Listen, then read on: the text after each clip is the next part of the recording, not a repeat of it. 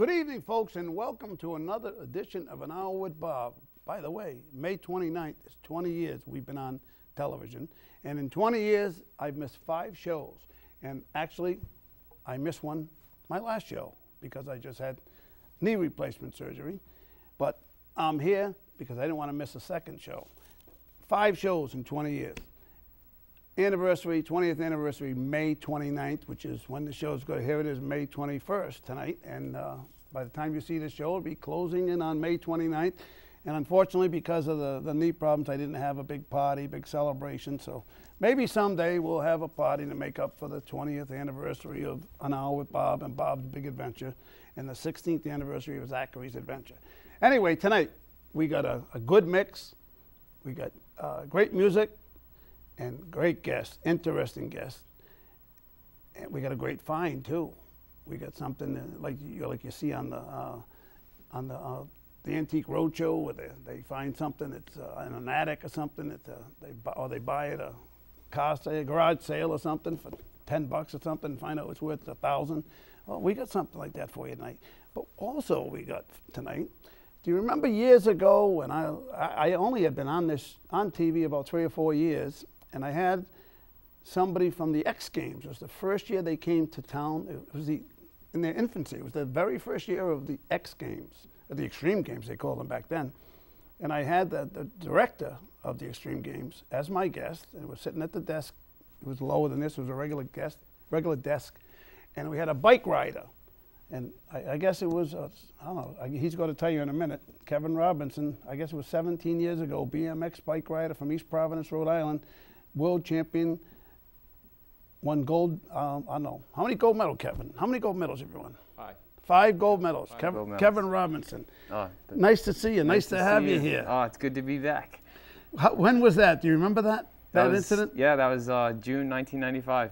It was 1995. Oh, my God. It was 17 years ago. Yeah, it was here at Jack Murphy, who actually still runs the X Games. He does. To this day, yeah. So it was quite a few years ago. And I'm actually getting ready to head to X Games 18 for my 18th X Games appearance. So. Wow. Yep. So. But that was when it just started here. Yeah, it was in the infancy. People had no idea what we were doing or what we did, and just amazing to see how much it's changed and how much it's grown. I mean, to go to the venue now at X Games out in LA, it's quadrupled in size. I'm sure. It takes up most of downtown LA, so it's pretty amazing. and you're a big draw. I mean, you've become world fame. You're all over the world now. How many countries you've been to? Over 30. So I've been over 30 countries just for my little bicycle. I always say it's pretty fun. I ride a little kid's bike for a living. So you ride a 20-inch bike, right? It's a 20-inch bike. Yeah, I just turned 40 and still ride my little kid's bike. That's a nice gig, huh? Yeah, but you paid dearly for it. I wouldn't trade it for the world. Not a chance. Yeah. So. Now we met before that, though. I guess I knew you from your sister. Met through my sister. Yes. Because you grew up in East Providence, you're a local kid, makes good type thing. A lot of good people come out of East Providence. You got Jamie. Yep. Jamie Silver, very close who, friend. as a high schooler, I told you this earlier, I surprised him with a trophy about this big. I dubbed him the best male athlete in Rhode Island in high school. So I guess I knew how to pick him, right? You knew your stuff. Yeah, that's good, see? And there was a girl there that year, I can't remember her name, I'm embarrassed because I didn't think this out until just a second. She was playing for Johnston basketball. She plays in the WNBA now. See, you had some good vision. Yeah. Right. Good at picking them, huh? That's good. So this weekend, you just had your event. Explain that to us. Yeah, we just had the 2nd annual Ride with K-Rob Family Fun Festival, and what it is, we start with a ride at Pierce Field. In East Providence. And you ride with me down the East Bay bike path to the Louvre Carousel in Riverside. So it's just about a 4-mile bike ride, and some people ride bikes, some people walk, some people jog, people have strollers, and some kids had scooters. But we leave there about 10 o'clock. We head down to Louvre Carousel, and then it's nice. The East Providence Police Department, great people. They work really well with me, and they help me out a lot. And they shut down the road, so we all come up Crescent View Road together as a group. We wait till everybody comes together. So I think this year on the ride we had a little over 400 people. So 400 of us came up the road. And how cool is that? And then when we get to the carousel, that kicks off the Family Fun Festival. And this year we had 85 vendors. We had 7 musical acts. We had 8 demonstrations. We had Jamie Silva doing his family-style football combine. And we drew over 5,000 people to the event. I think it was close to 6. So really? Yeah, it was amazing. Oh, that is cool. Unbelievable. So. But you had a little, unfortunately, a little on the tough side. You lost a good friend too recently, right? Yeah, it's been pretty tough. You know, Junior Seau is one of my best friends, and I'm on the board of directors for the Seau Foundation, and that's why I started my foundation, was being on the board, being around Junior, and just talking to him. And you know, he basically one day was like, "Well, why don't you start doing this on the East Coast?" You know, and I was really? like, he's like, "I'm like, oh." So he got you started. Right? Yeah. So my wife and I, just from being around him, just got the motivation to begin the K-Rob Foundation. So. You know, so we used that day to honor Junior. You know, I had as many people as I could wear the number 55. We gave out 55 pins, and I gave away the first annual Junior Seau Award of Excellence. And Donnie Senna, a local East Providence native, who he received the award. So for all of his efforts in bettering the community. Really? Yeah. Cool. So now the K-Rob, explain exactly what you do with it. So the K-Rob Foundation, our mission is to help the underprivileged kids of East Providence stay involved in athletics. So if a kid can't afford equipment, or they can't afford to sign up for football or baseball or whatever sport it is, ride BMX or karate or anything, we come in and we pay those fees for the families directly. So that's cool. we give the money to the organization on behalf of that family. So I know that I'm not giving it to committees or organizations. I know the money's going directly to the family and helping the families. So it's you know, and in the course, we've been up and running for 2 years, and in the course of that 2 years, we've raised and given back just about $60,000. So it's nice. Yeah, it's been in just 2 years. Yeah, it's been amazing. And this event, I'm really interested to see how much we raised off this event. So we don't charge for this event we just had. It's free for people to attend. The only thing they have to pay for is if they want to buy food from a vendor or you know, or something that a vendor's selling. But we make our money off of vendor fees and sponsorship. And then we sell raffle tickets and sell shirts and that kind of stuff. But people can come, not spend a dime, and have a great time. So, for me, it was just bringing the community together to show, especially now, you know, trying to take away middle school sports, and there's so much hardship going on, and you know, and it's sad to me to take away from the children more and more and more, especially at middle school level. At that age, you're trying to find your identity, you're trying to find who you are, and you need those sports. You need to learn how to teamwork, learn to, you know, rely on that coach to give you guidance, you know, and some of those kids really need that. So to take that away from them is just detrimental. Oh, there's no doubt about it. In fact, I coached baseball for 17 years. Yeah, exactly. So you know how important it is. Absolutely. You know, and so I really just want to bring awareness about that and just bring the community together. You know, I want to encourage everybody, put down their cell phones, put down your laptops, your iPads. You know, little kids, stop texting, pick your head up and actually make eye contact with people and talk. And talk. How true is that? You can communicate and talk and get to know people. How true is that? By the way, that's why I got my knee the way it is. A woman was texting. I'm stopped on my way home from having a meniscus tear repaired, and I'd gone to physical therapy for like 6 weeks. I was coming home from my last physical therapy appointment. My knee was all better. It wasn't hurting anymore. I was getting ready to turn down my street, left blinker on. All of a sudden, this woman plows into me. Come to find out, she was texting. And the guy wasn't watching where she was going, young girl. Yeah, but isn't it true, though, the young kids today, how are they going to, I don't know, work out in life? Because they don't look at you. Even to go get a job or anything, you know, there's lack of communication, you know, there's no personal connection. It's being lost. And I mean, technology is such a double-edged sword, you know. It's amazing all the things we can do now, but it's also taken away from some of our own personality. So by the way, and we'll get into it a little more in a couple minutes, it also is going to take away a lot of important jobs. Absolutely. And a lot of, like, for instance, and we checked this out already. Look at just a newspaper. Who under 30 years old reads a newspaper today? Right? Yeah. Newspaper is very important. Books. Who reads books anymore? Now you got the tablets that you know that people have, if they even read tablets or even read books. And more importantly, how about the checks? Writing checks. Yeah. You're not going to see any more writing checks. Yep. And worse than that, the post office. In music. You know? The music, there you go. How often, all the music stores that close, video stores, everything that's closed because you just download it on iTunes, you know, and there's so many jobs lost. So many jobs lost, and so much, like you said, interaction. You didn't. Yep. You can't even. You're not even going to a music store to talk to anybody and to deal with anybody and to look at somebody face to face. You know, traveling. You know, you used to go to the airport. You know, I'm at the airport every week, and you used to go to the airport and you talk to nice people that were behind the counter treating you nicely. You know, those days are gone. You know, if you talk to a person, you walk up, they say, "Go use the kiosk." Yeah, you know, and get you have over to there, go there, get on and that you're machine. like this isn't working. You know. I mean, so I read Brave New World when I was in college, many years ago, 1984. You know, and they talked about all this stuff that's now happening, and it's strange.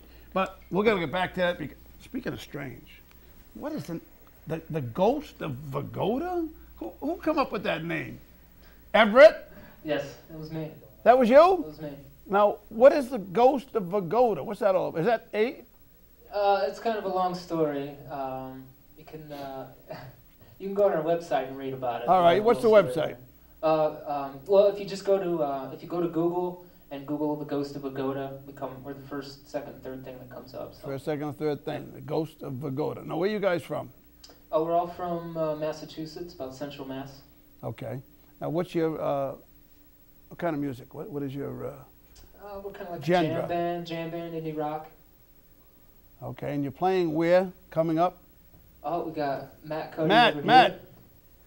What are you doing, Matt? Hanging out, man. You hanging out? Yep. Where you playing? Playing the Middle East. You're playing the Middle East? Yes. No, well, at the club in Cambridge. Oh. I've been to the Middle East, but you're playing in the Middle East. Yeah. All right.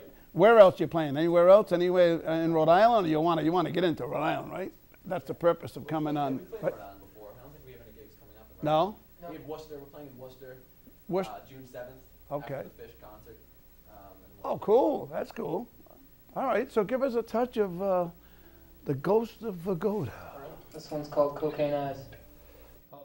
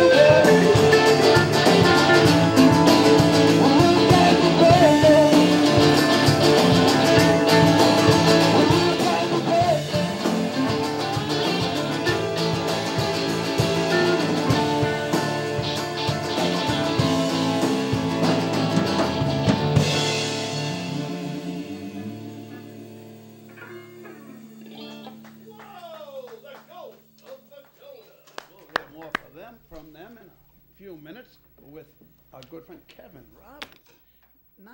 What? You were here? 1995. 1995. Yeah. That is 17 years ago, right? Yeah, 'cause we're doing, this is X Games 18 coming up. Holy cow. You got to say hi to, what's his name, the boss? Jack Murphy. Jack Murphy. Yeah, I will. He's still with him. Say Oh, hi absolutely. to Jack. I will. Because he was the greatest guy for me that year because they didn't get the recognition initially from the stations. And I got full access to everything down there, down in Providence. They had the thing going down the College Hill luge, and the luge and the. It's funny too, because how many events they used to have back then, and how many, they had bungee jumping and all kinds of different ones that got cut out, and over the years. So, but yeah, BMX is still holding strong. So yeah, it's been good. And now it's been good to you, but you've paid dearly for it. You've had how many operations? I just had my 43rd surgery. So yeah, so. I thought I was bad. I've had a few, but that's over a 20-year pro career and a 30-year bike riding career. I've been doing BMX. Been doing tricks on my bike for 30 years. So, that's not too bad. Now you also you set a record that still holds true now, right? That 27 foot. Yeah, 2008 in Central Park, New York. I broke the world record for height on a bicycle. I went 54 feet off the ground, so it was a 27-foot tall ramp, and I went. Holy cow! Another 27 feet over the top of it. So wow. 53 miles an hour down a ramp, 75-foot tall ramp. So, yeah. No wonder you've had a few mishaps. A few bumps and bruises here and there. Do we have a clip? Do we have that clip? Run that clip. We have a clip of you at the road show. The road show for the event. Yeah. At your event. I almost forgot that. We got to run that clip. Do we have it? I heard hold on. But when did you decide that you were going to break the record? Did you know that day that you were going to break the record? Matt Hoffman, and where was it? Where were you when you broke the record? Matt Hoffman had the record at 26 feet, who I ride for Hoffman Bikes. I've been riding for Hoffman Bikes for 20 years, so he's a very, very close friend, one of my best friends. Still a close friend after you broke his record? Yeah, I asked him. I asked his permission. So I said, hey, I want to keep it in the Hoffman family, so do you mind if I break the record? No, because Red Bull's, who's been one of my main sponsors for 12 years, and they asked me, and they said, what's something you want to do? And I really wanted to use that as paying tribute to Matt because it got so overlooked for what he did. And, he just did it at a time when action sports wasn't, people didn't really understand it. So I wanted to kind of bring recognition to it. So, yeah, we did it in Central Park, New York, right in the middle of the park in New York City. And, yeah. And you stacked up the containers, right? Yep, we did the containers for the roll-in, and then, yeah, it came down the roll-in at 53 miles an hour. And it took me 8 tries. I crashed 4 of those tries. And, yeah, David Letterman came out and hung out with us, and did he? Yeah, it was fun. Yeah. Did the show the next day, and yeah, it was a lot of fun. And actually, my bike, one of the mishaps, one of the crashes, my bike ejected from me, and my doctor, his wife was there, and it actually hit her and broke her face. So. Oh my God! I hurt my doctor's wife. You hurt the doctor's wife. Yeah, they're still there. He actually has a room for you in his house. Pretty much, yeah. I got my guest room at his house, and he's out in San Diego. He's the head, Dr. David Chow. He's the head surgeon for the San Diego Chargers and the X Games, and he's done the last 30-something of my surgeries, and I won't let anybody else touch me. So. What's the worst surgery you had? The shoulder I just had. I had 8 surgeries on it before everything was said and done, and that's just been nagging. That's been the worst one, just because we did 2 bone blocks, and finally the last one they took bone out of my hip and put it in my shoulher, and that probably hurt more though. The hip was the worst feeling in the world. Oh my God! I had. Here we have what we're talking about. I had one of my back surgeries. I had a fusion. They take a bone out of your hip and they put it in the back. And it's the worst feeling. Oh my God! That hurt more than the back hurt. My shoulder was fine. It was the hip. So yeah, it was. And then 5 days later, I did the first event. I did the first Ride with K-Rob Family Fun Festival. So 5 days out of surgery, and I rode my bike one-handed with my arm in a sling. So it was. You got the clip? Go ahead, run that clip. Teamwork, perseverance, independence, responsibility, drive, determination, and support. Kids learn so many life lessons through playing sports and being active, yet many children are unable to participate.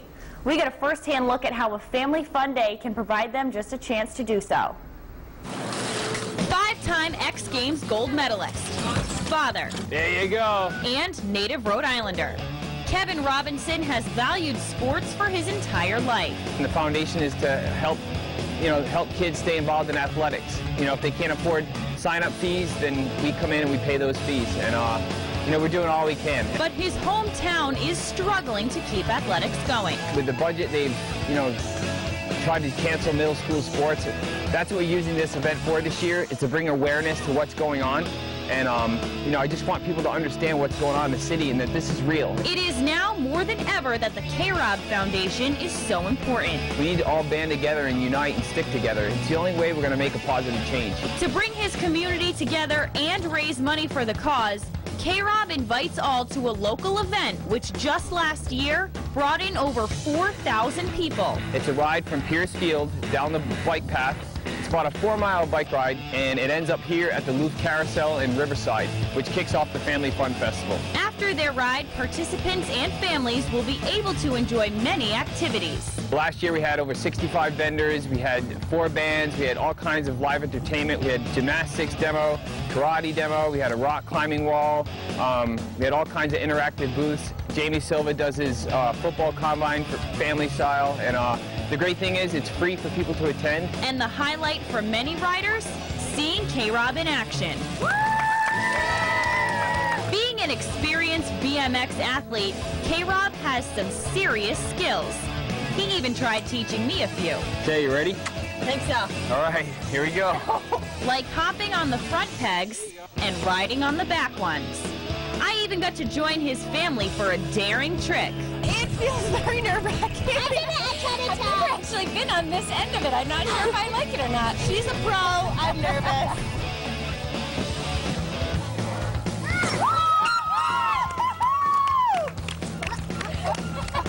Oh my gosh, that was awesome! You made it! In addition to food, fun, and fundraising, Kevin hopes that the event will bring people together. Put down technology, come out and hang out with your families, meet some friends, introduce yourself to different people, and just, be involved with your community.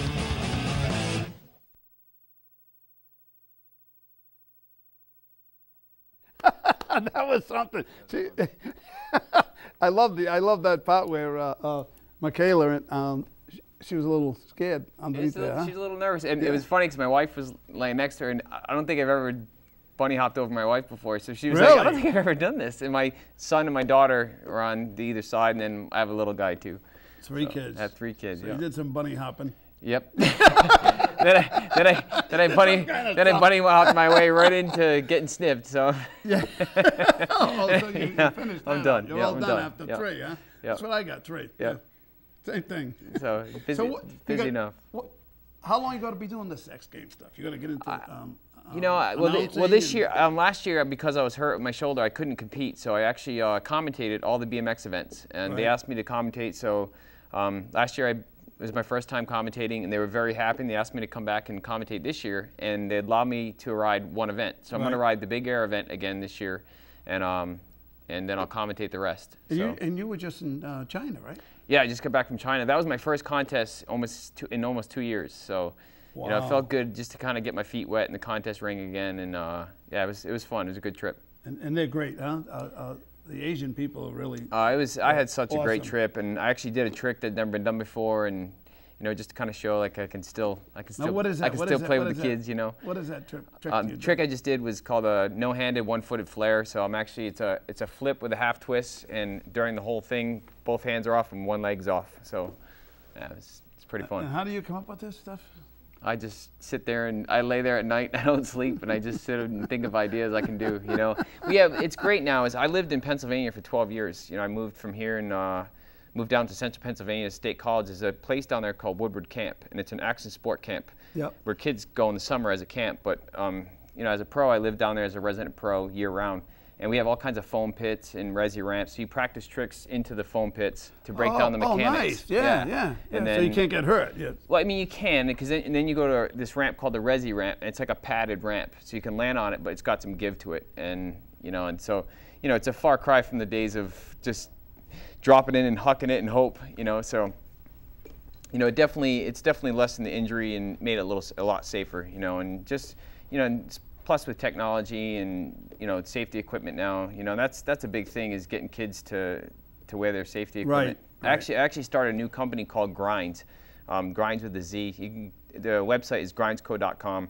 And what it is fashionable pants. We make skinny jeans, we make khakis, we make all kinds of cool pants, but they have built-in knee pads, hip pads, and tailbone pad, and you can't tell the pads are in them. So, really? Yep, just so kids, it's cool. one less thing they have to do. They can just put the pants on, they look cool, and they're padded. So, yep, and yeah, it's been a huge success, and you can buy them on Target.com and Amazon and a lot of local distributors. So we actually just went on the market. Now, what's your website?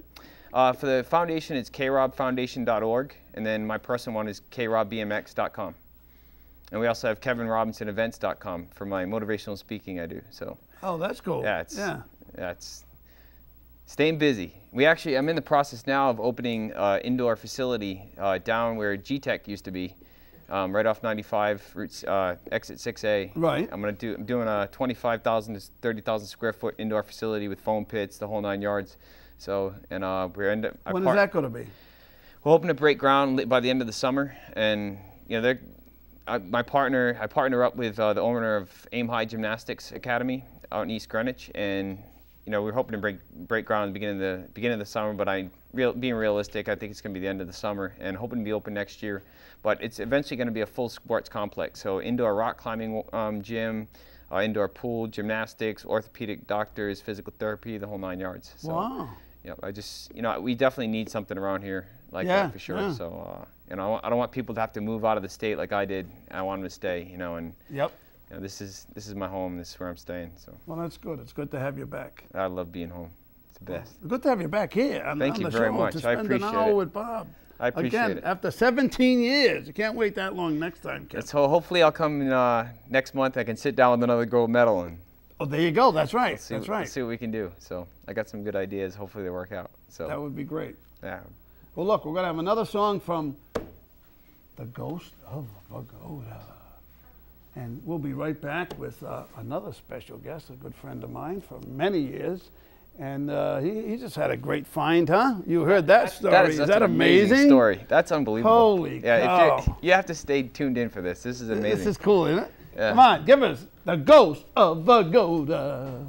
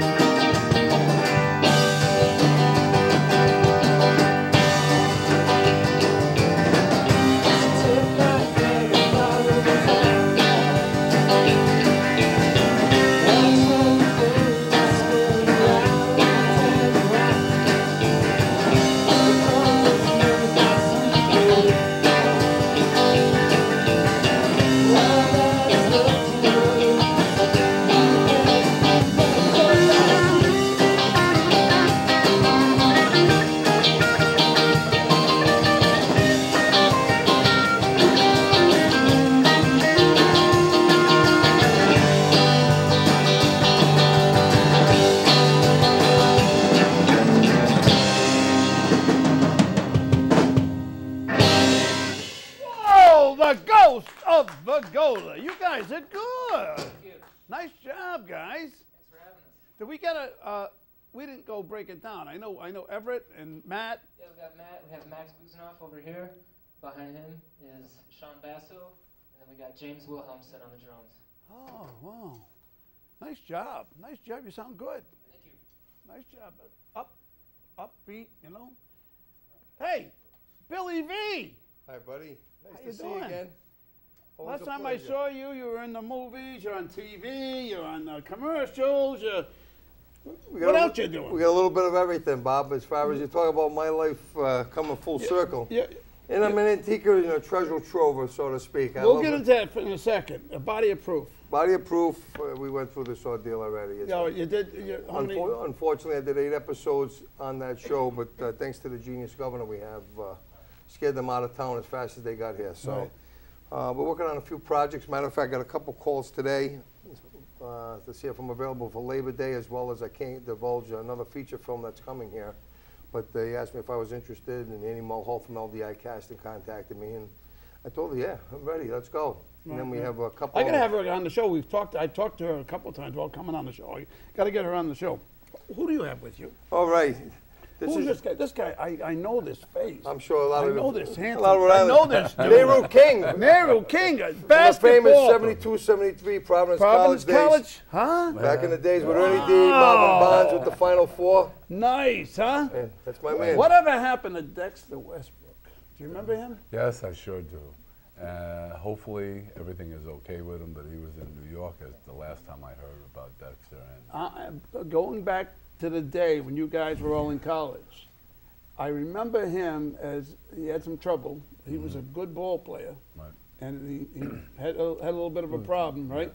And he just like fell out of it. He's off. Right now he's recuperating, hopefully. Cool, that's good. And everything's back to normal, hopefully. That's good. Well, who's this other guy? Then on the left, this is my expert and dear friend, Steve Fusco from Estates Unlimited. Hi, Steve. How you doing? I figured Estates Unlimited. Now, what is the purpose of this? You've always got something to surprise me with, Billy Vigent. What the heck do you got now? Bob, Wait, before we go any further. What's this? First of all, I figured, it's 20 years you've been on the air, and you didn't have a chance because you got laid up with your knee replacement. I figured I'd bring the party to you. Plus, I bring you a surprise, Bob. How many guys, I want to know how many guests bring their own party. I brought my friends with me. I brought a present as far as that you can, if I was be able to show all your fans out there something that hasn't even been on the airways yet. And at the same time, you got me. All in one shot, Bob. All right. Well, what's with the gloves? That's what I want to know. All right, first of all, you got to put these on, Bob. What's this? The Providence Journal. You're featured in the Providence Journal. The Providence Journal. That was a story that broke last week. Okay, and you're featured in the, what is this, the Johnston paper? That's the Johnston Sunrise. And also we're on the Providence Journal channels as far as the video itself. For you guys out there, check that out because we gotta wear gloves. Yeah, you gotta wear gloves, Bob. This is not a rectum exam and nothing like that. Oh, no. I knew you couldn't get away with it. I knew we could not get away with you without you saying something. But I figured you have to put the gloves on first. Hey, Kevin, that's like the time I had one of the guys, real serious meteorologists on the show one night, and I just had to loosen him up a little bit, so I said to him, let me ask you a question, Jim. I said, let me ask you a question. What's the difference between an oral thermometer and a rectal thermometer? What do you say, the taste? That's what I said.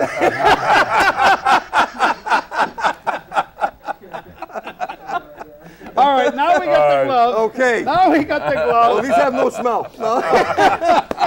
But just be careful. All right, Bob, you ready? Good. We're making history here. I just want you to know in reality. On the count of 3, we're going to unveil this. No, before you unveil it. Okay. Where did it come from? Okay, I'm going to tell you the story about how this all started. I hope so. That's why you're here. Okay. No, but I figured as far as before we unveil it itself. I was out antiquing, and as far as being a part of a collector, you have to go where they're not, so to speak. Right. And I was at the Salvation Army down on Pittman Street in Providence. And I happened to be looking through, and I was just about to walk out the door, and lo and behold, I happened to see this beautiful, looked like an urn, a Victorian urn. It does look like an urn, yes. And coincidentally so, I happen to have a library in my house, and I have this beautiful painting as far as the Emperor of Austria, and I said, wow, this thing will look great. Right. Right next to him. Next to the Emperor. Thought it'd be awesome. So I happened to buy it. And at that point there, it's $19.99, Bob. $19. $19.99. Of course, you had to get the 99 in there. You had to get away with not paying $20. Yeah. I knew that. You had to beat him. Well, I paid for 20. I paid tax on it. Oh, you did pay So the tax. state got their due. Okay. So the fact of the matter is I take it home, I let it sit there, not thinking much of it. It sits there, it looks beautiful.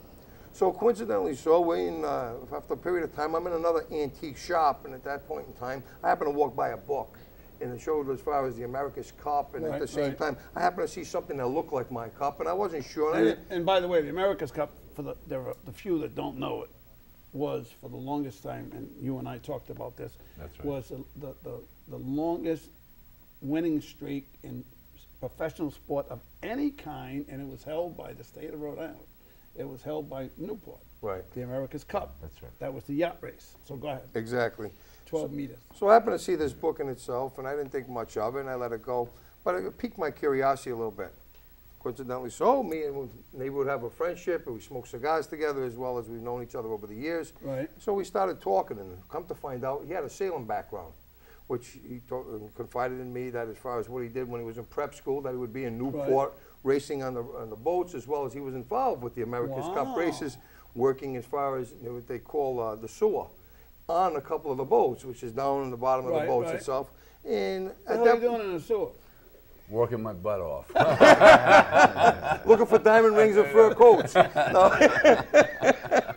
But funny enough, we happened to have this conversation. So at that point, I decided to confide in him. I said, I have to show you something. Right. Just for the heck of it itself, because I happened to see this book and not thinking much of it, but I wanted to show it to him to see if he had any idea what it was. The picture or the I actually took the cup. The cup. We had a secret meeting in an undisclosed location. Really? Most definitely. Okay. Top secret. If we had to tell you where it is, we'd have to kidnap you, Bob.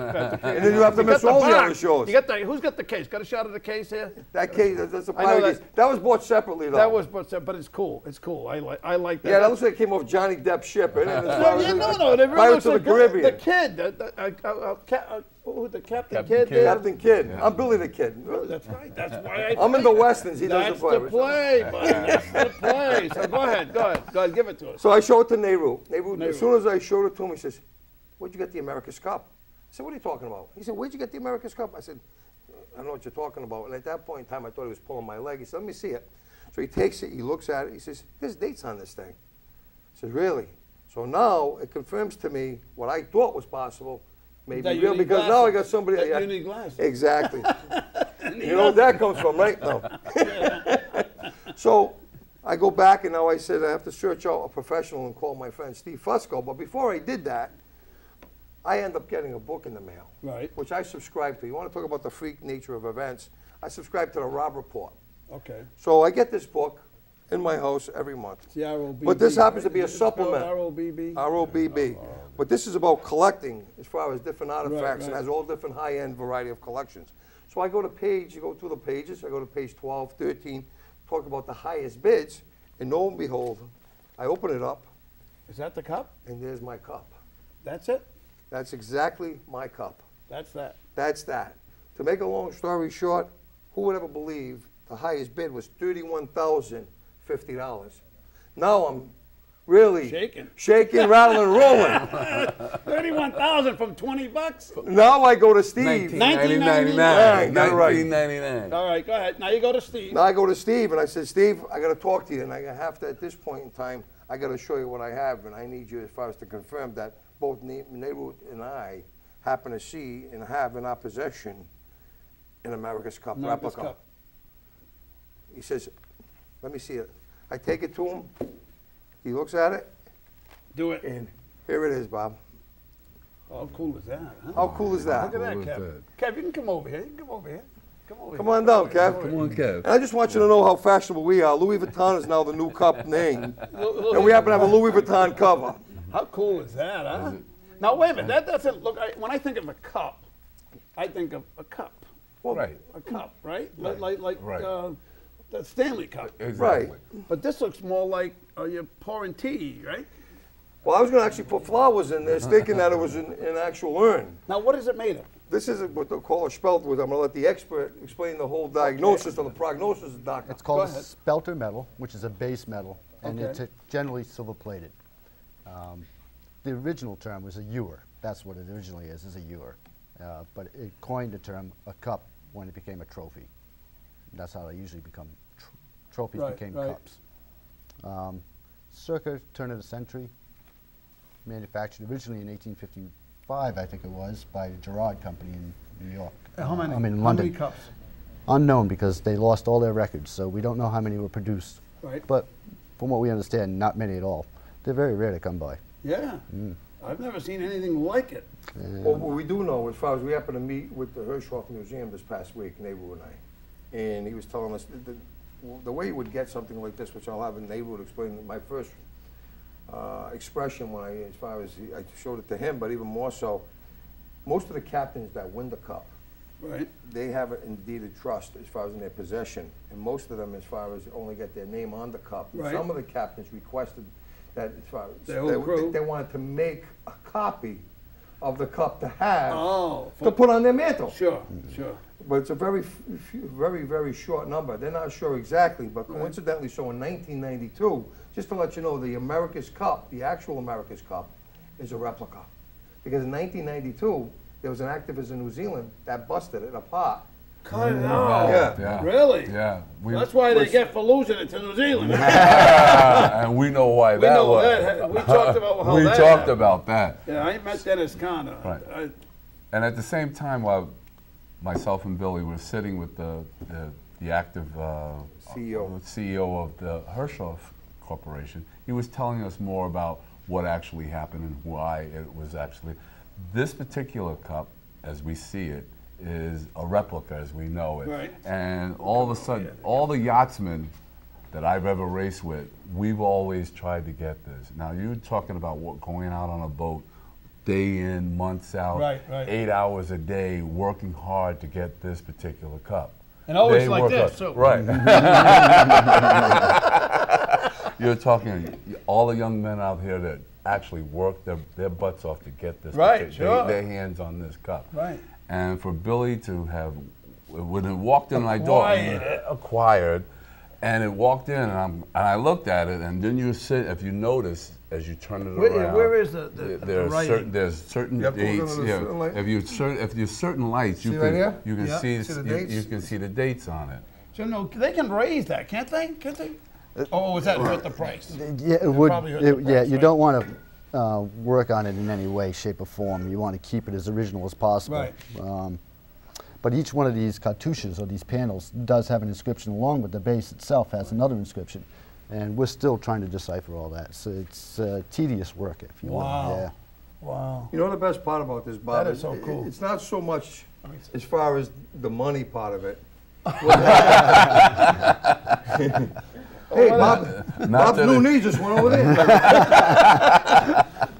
But all kidding aside, it's not so much the money aspect that enthralls me, because as far as the other history, it's the whole thing about it. It's a mystique. The pinnacle. As Kevin was talking earlier about kids, as far as texting today and getting involved, pretty much losing sight of being able to intercommunicate. Right. This is where you find an artifact of beauty, which I bought it for originally. Then to come to find out the history of it, which we're now doing a history lesson between Steve's professional knowledge, Nehru and I, as far as doing investigative, as far as work on it as well, where this could end up in the salvage yard, especially with metals being so high. I just happen to be a hero in the sense of buying it. Yeah. You know, at the same time, it could have got destroyed. At the Salvation Army, I hate to say it, they're not the most delicate guys in the world. You know, because seeing this, I throw this in that pile. You know, and it could end up damaged. Exactly. But what's nice and beautiful about it is discovering the history of it, understanding the knowledge of the sport of yachting. Nehru can testify as far as, because he was in, as far as he said, the sewer, which is in, I'm sure it was hot in the bottom of them, which you can share as far as it. And it's unbelievable what we go through to try and win this this particular cup in any fashion. That's the trophy. That's the trophy. That's the granddaddy. That's the granddaddy. Actually, 1851 is when America's Cups really came over and they started racing. So you're talking about going back to 1851 of everybody going. Same design. Same design. All these years. All these years. So for us to for Billy to have acquired this particular taste for his antiquing, and I was enthralled to see this, walk in and just see this magnificent piece walk in. It was unbelievable. I've seen a lot of things come in my door over the years. I've been in the business for 30 years, and I've yet to see something Lucky significant. guy, this guy. I don't know. Falls into, he can step into we know what and always come out. I may go to the sewer with, as far as I'll come out with a fur coat and a diamond ring. And he wasn't looking for it. Stevie, let's talk about, you know, since we have to talk on this discussion, when we first came into your door and I said, listen, Steve, I want you to see something. You know what I mean? I thought that it was just, yeah, my eyes lit up, and I say, okay, we put it down on the desk, and I take out the tape measure, and we start measuring it and going over the details. And each time I'd measure this dimension and that dimension, I'd look, well, guess what, Billy? Right size, you got the real trophy. The real deal. Wow. Where the heck did you ever find that? And then he tells me the story at 1999. The nice part of it, he's measuring the first part. We measure. He takes off, puts the hat on. He's looking. He takes the hat off. Down, yeah. And now let's measure. He looks at me and goes, Nehru, this is for real. This is the real deal. I looked at Billy and I said, Billy, the granddaddy.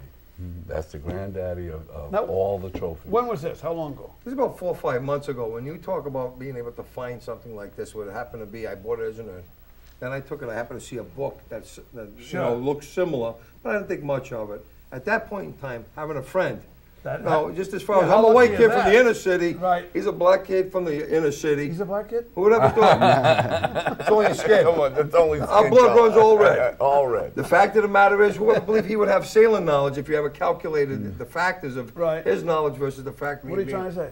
Well, I'm just saying, he would, just thinking that he wouldn't be exposed. A coincidence. A serious coincidence. Then on top of it, who would ever believe that you find a magazine sent to you? I get a subscription in the mail directly to my door with the actual same exact cup. When did you get that? When did that come? This just came out, February. So I got this in February. Right after? After finding this. How long after? Well, I bought this probably, it's got to go back in maybe January. January? January. January he bought it, and that's when we actually looked it over. Then this shows up, which is serious. Billy and I are still looking at each other about this. You got that other variable on top of it, which I got solicited for a show in Newport to do, which I passed on for extreme sailing. And then on top of it, who would ever believe in 4 weeks, we have the America's Cup trials coming here to Rhode Island. Right. All comes into play, doesn't it? You just, as far as when you talk about being bigger than all of us, you couldn't plan it better. Right. You couldn't write the script. No. You couldn't write the script. No. And that's what's so scary about it, and at the same time being able to be the person on the phone. That's what's so scary about it. Imagine that. You bring it here and then you drop it. Well, you didn't set it on right, Billy. I didn't think that was funny, Bob.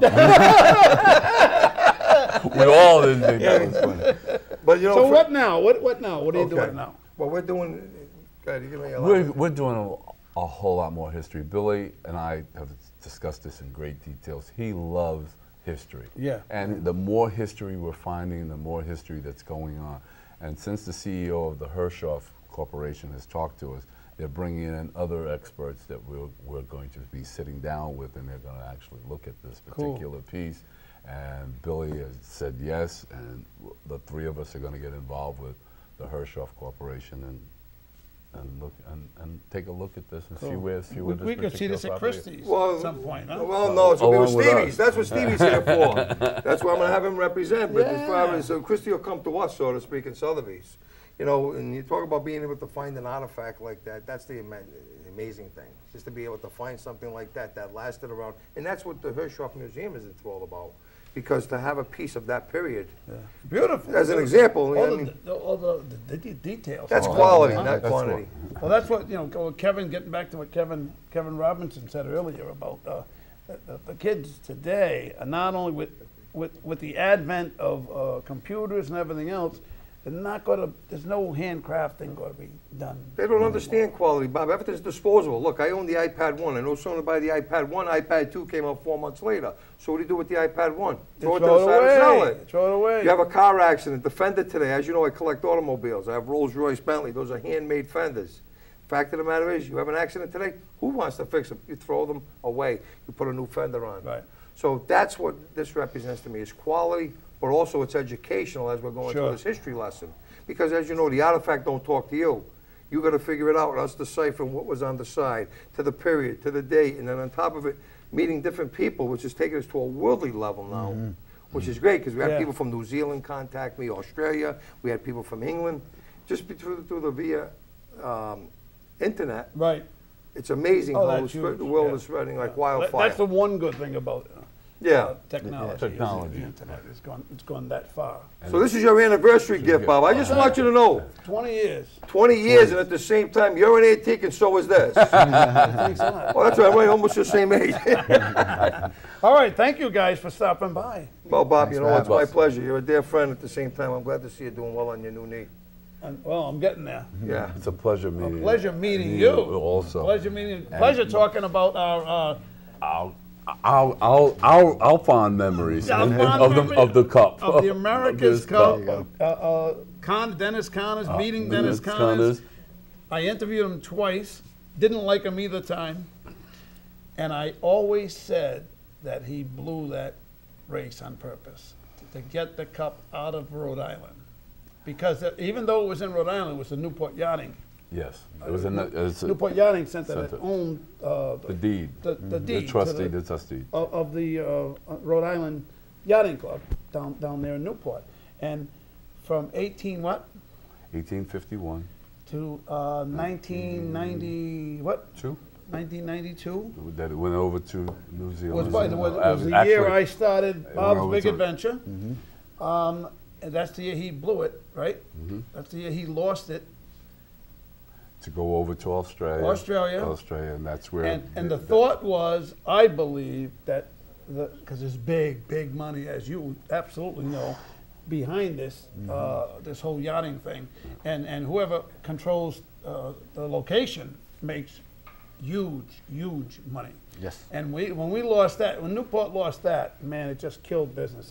We lost so much business over the years. We're probably in the hundreds of millions of dollars we've lost because we don't have that cup here anymore, right or wrong? Yeah, well, they can call Billy V. I'll bring the cup over and they can write the check to Bobby V and Billy V. Billy V. Hey, you go to TTNOT. I'd like to thank my guys for coming by tonight, showing us the cup and unveiling it here on an Hour with Bob. There you have the exclusive, pal. There you go. And I also want to thank my main man, Kevin Robinson. Thank you very much. Kev, come on in here, Get buddy. over here. 17 years ago you were here. 17 He's like the trophy. years ago. Thank you very much. I appreciate it. And what's your website again? krobfoundation.org or krobbmx.com or grindsco.com. Go to all of the above. Check them all. What do you got? TTNOT, this, that, and other things.com. This, that, and other things.com. Yeah. Bob at bobsadventures.com.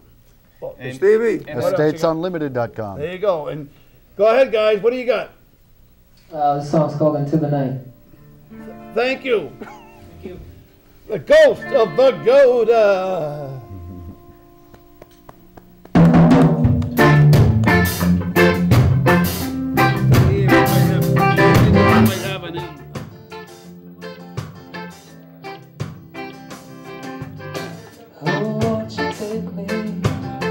Back to the time when I left my faith so far behind.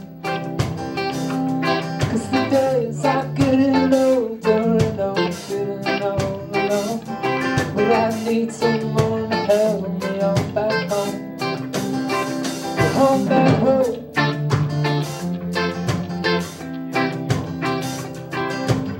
Everything's moving too fast. I gotta find my memories to take me back. And long hair waving nature, Tanisha smiles so wide, saying things often look darker in the light.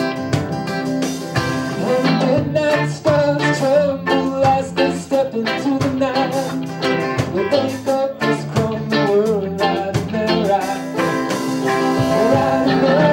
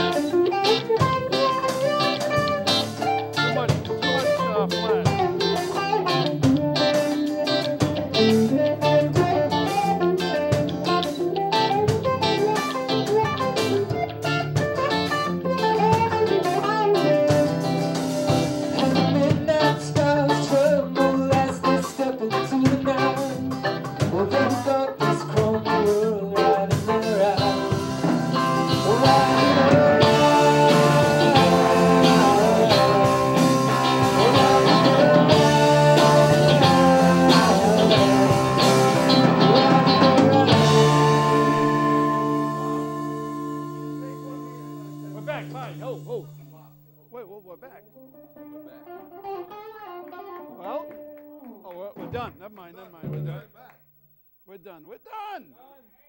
You got on, Johnny. What's that for a shot, huh? How we do here?